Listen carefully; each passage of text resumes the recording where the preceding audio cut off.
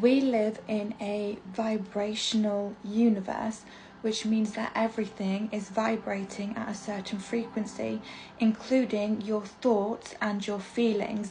And whatever frequency they are vibrating at, that is the quality of your life, because you are repeating cycles over and over to keep validating the vibrational frequency that you are operating at within. So the type of thoughts that you think, therefore the feelings that they produce, are important because they are creating your life and your life experience.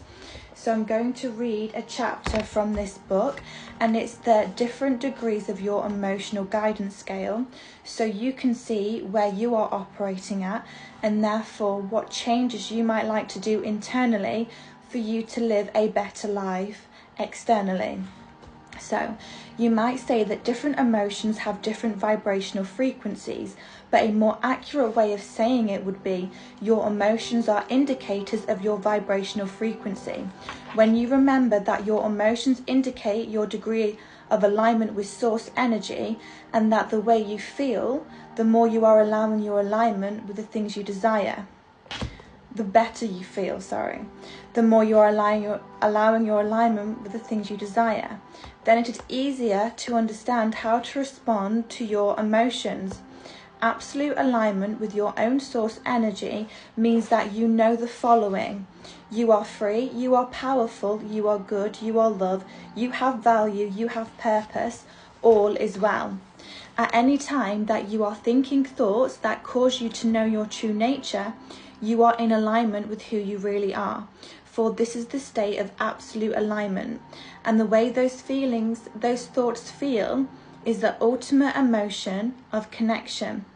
When you think in terms of a fuel garage on a vehicle, the state of alignment would be the same as a full tank. In other words, imagine a gauge or scale with rotations or degrees which indicate the position of the fullest allowance of your connection with your source energy, all the way to your emptiest, most resistant disallowance of your alignment with your source energy. A scale of your emotions would look something like this. Of course it's going to be backwards, but if you want to screenshot that. So 1 being joy, knowledge, empowerment, freedom, love, appreciation. 2 is passion. 3, enthusiasm, eagerness, happiness. 4, positive expectation, belief. 5, optimism. 6, hopefulness. 7, contentment. 8, boredom. 9, pessimism. 10, frustration, irritation, impatience. 11, overwhelmment. 12, disappointment. 13, down. 14, worry. 15, blame. 16, discouragement. 17, anger. 18, revenge.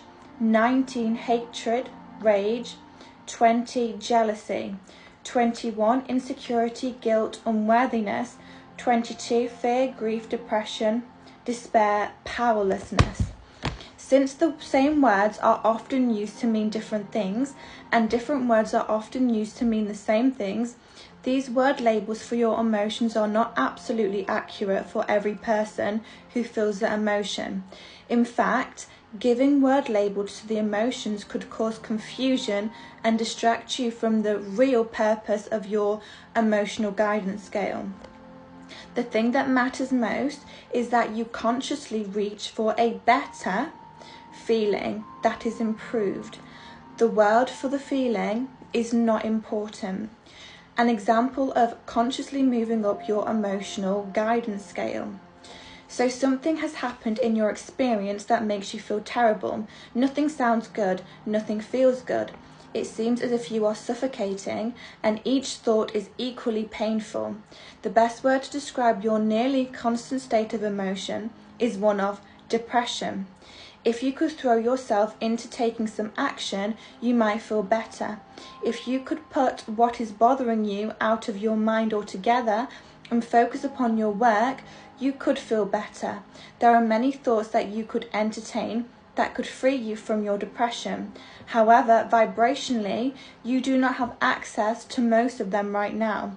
But if your intention is to find a thought, any thought that feels better, and you are consciously aware of how that thought feels, you can begin to move up the emotional guidance scale immediately. It is really a process of thinking a thought, any thought, and then consciously evaluating whether the new thought gives you any feeling of relief from where you were before that thought.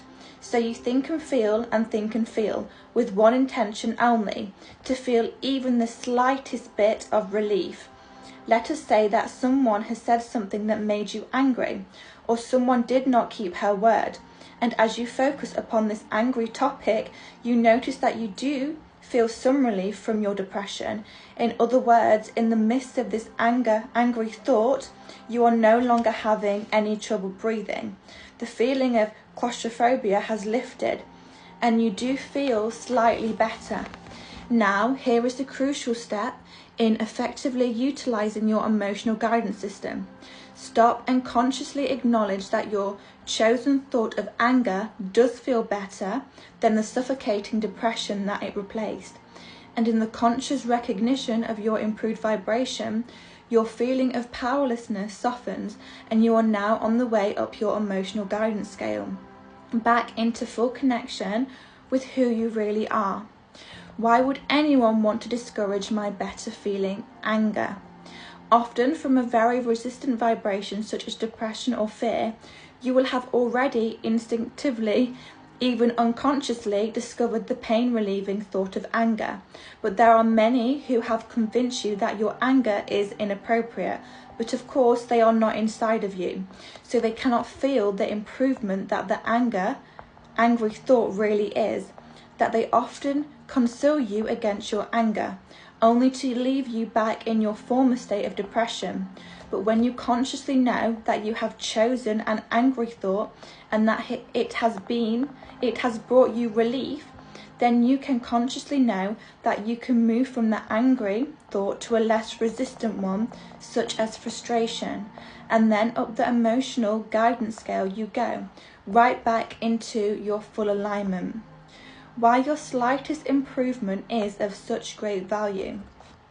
When you are consciously aware of where you are, and you also know where you want to be, and you have a means of understanding whether or not you are pointing in the direction of where you want to be, then nothing can keep you there. The seeming lack of control of your life experience is mostly because you do not realize in which direction you are headed. Without a conscious realization of your own emotions and what they mean, you often move away from where you really want to be. There are many words that are used to describe emotions, but there are really only two emotions. One feels good and one feels bad, and every incremental place along the emotional scale only indicates degrees of the allowance of the powerful pure positive source energy. The fullest state of connection, which feels like joy, love, appreciation, freedom, or knowledge, is really speaking to your own feeling of self-improvement. And the fullest state of disconnection, which feels like despair, grief, fear, or depression, is really speaking to your own feeling of disempowerment. There is tremendous value when you are able to deliberately cause even the slightest improvement in the way you feel. For even in that small emotional improvement, you may have regained a measure of control. And even though you may not have fully exercise your control to bring yourself entirely back into full connection with your full power, you no longer feel powerless.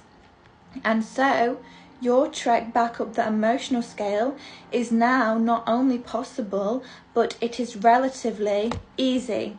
Okay, so I'm going to go on to a part 2 if you want to hear me continue reading this chapter, because I think it is so crucial for people to actually understand what emotions are and how they feel in the body, and how you can feel better, and therefore you are moving up your vibrational frequency, which is the emotional scale that we all have inside, because we are all human beings, which means we all feel emotions.